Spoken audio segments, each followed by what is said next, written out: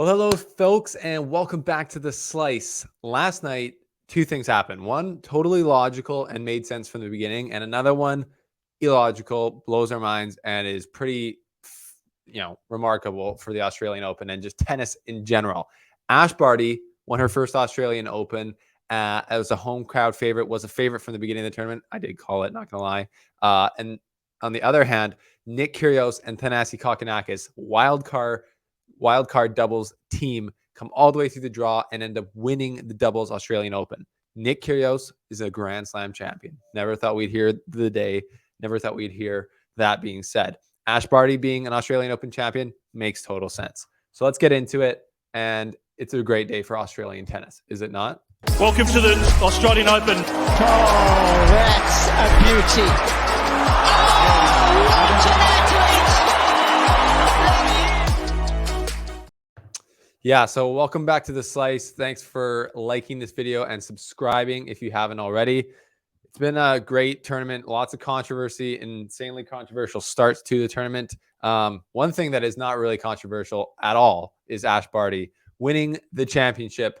Like many thought she would at the beginning, but it wasn't easy, especially versus Danielle Collins, who was playing great and looked like it was going to go 3 sets in this match. And then Ash Barty just came back from 5-1 down in the second set, brings it to a tiebreaker, and then celebrates like an absolute, like we haven't seen her in many other times, absolutely clearly psyched to be a local champion of the Australian Open, just going nuts on them. And it was great to see Ash lift the trophy.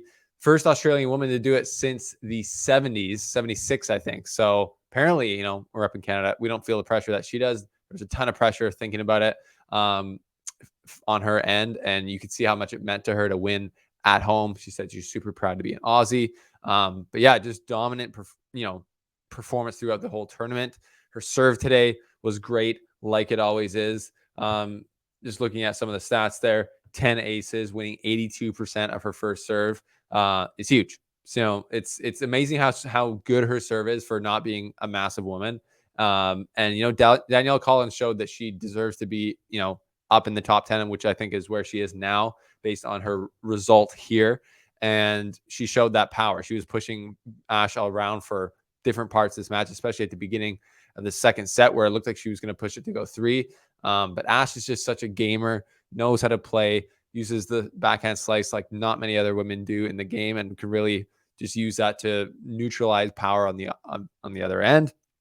So congrats to Ash Barty. I know all of Australia is pumped, and that makes total sense because she's an obvious champion. She's a champion of the people. She's a role model for, any woman looking to just be good at what she does and just be confident in what she does. Ash Barty she's just like such a Swiss Army knife, an Australian Army knife. She can do anything. She goes out there, plays cricket, scratch golfer, and then just comes out here and slaps everyone around and wins the Australian Open. So I think it's safe to say that Ash, and it has been for a while, honestly, last year, I think she came here when she's kind of saying, yeah, I deserve to be number one. Didn't win the Australian Open last year, but did obviously win Wimbledon. But yeah, she's definitely the best female tennis player in the world. And everyone else is trying to knock her off the top spot for the rest of this year for sure. So huge congrats to Ash Barty and her team. Seem like they have a great vibe going on. Love her husband in the box. Like they're just like, he's like always wearing his soccer shirts. He seems like he's an amazing golfer apparently too. Seemed like just a great duo, power pair. And yeah, there's no reason that Ash Barty shouldn't win a ton more majors because she's dominant and she's the best player on the planet right now. So that's awesome for her. Australians are love it. Melburnians, I love it. I don't know if that's what you're saying or what they're called. They're also going crazy though for Nick Kyrgios and Kokkinakis, friend of the show, winning the doubles tournament. Wildcard entries, they were going to bring out huge crowds, which they've done all the time. I think Nick Kyrgios said they brought the biggest scenes, the best scenes in the history of the Australian Open. That's probably debatable. There's just way bigger crowds, like when Fed was making his run in 2017, and like when there's been like crazy matches, like the 2012 final, Australia, Djokovic, Nadal. So I don't know, but as far as like rambunctiousness, I think so. Even in the final, he and other people got like some of the idiot crowd members kicked out who were just causing like absolute chaos out there and probably disrespecting the opponents.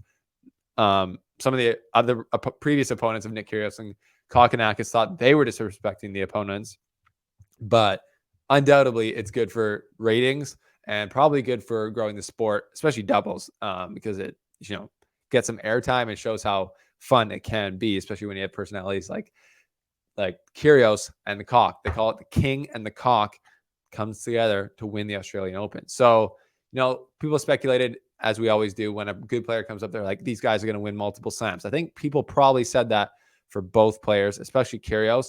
And many of the pundits, the tennis elite pundits, the establishment critics have been saying, I really wish Nick Kyrgios would apply his talent and win a slam, etc. I've probably felt that in the past. But like that dream of thinking about that has long been gone for me. I don't really care what he does as far as winning Grand Slams, but when he's playing inspired tennis and believing in himself, it's fun to watch, obviously. But for him to come out now with Kokkinakis and win a doubles Grand Slam means that he is now a Grand Slam champion. He has applied whatever he has in the way to win that tournament. He'll probably definitely never win a singles Grand Slam, but I don't think he wants to anymore, or at least he says that. And he's carving out a career for him in doubles, I guess. There's always going to have an audience. They're going to get any wild card they want to any tournament because they put butts in seats. So 3 Australian Open champions last night at the Australian Open. Just so much Aussie good mojo going on. Aussie, oi, oi, oi. Let me know your thoughts. Obviously, let me know your thoughts on Ash Barty winning. To me, it makes total sense. I picked her as the #1 favorite to win from the beginning of the tournament. And that's just from a tennis perspective, makes sense that she won. But obviously, she has a lot more pressure to overcome in the win, it being her home slam, etc. So it was amazing that she's done it.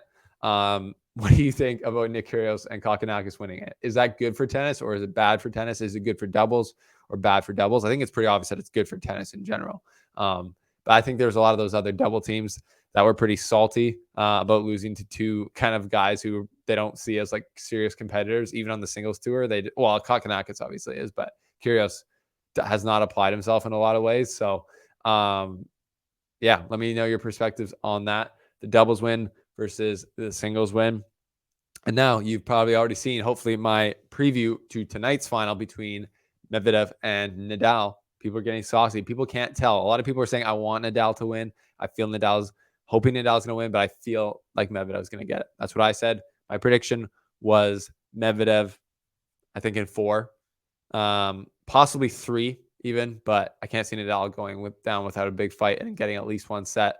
But then again, Nadal could easily win. So that's my prediction. But my reaction to Ash Barty, Kokkinakis, and Kyrgios winning is congrats to the Aussies. There's a party time in Australia. I can't see many people having a problem with them winning.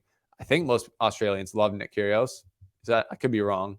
Haven't been down there for a while, so don't know the vibe on the ground. But based on the crowds that they're bringing out, they're obviously the team of the people, and I think those crowds were super excited to see them get the win. So that's what's happening down in Australia right now. It's Aussie. It's an Aussie love fest.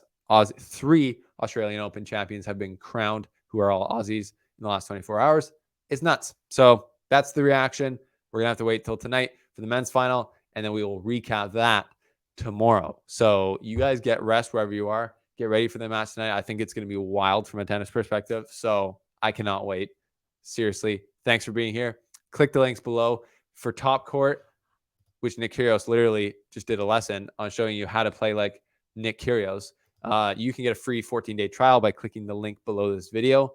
You can watch all of his lessons and then just cancel your trial if you want, or you can keep it year-round, which I would suggest, as it's an amazing tool and it's like the Netflix for tennis. It's a no-brainer. Click like, subscribe, and join the channel if you want extra bonus perks, which you can see when you click the join button. Appreciate you guys. We will see you tomorrow after the final here on The Slice.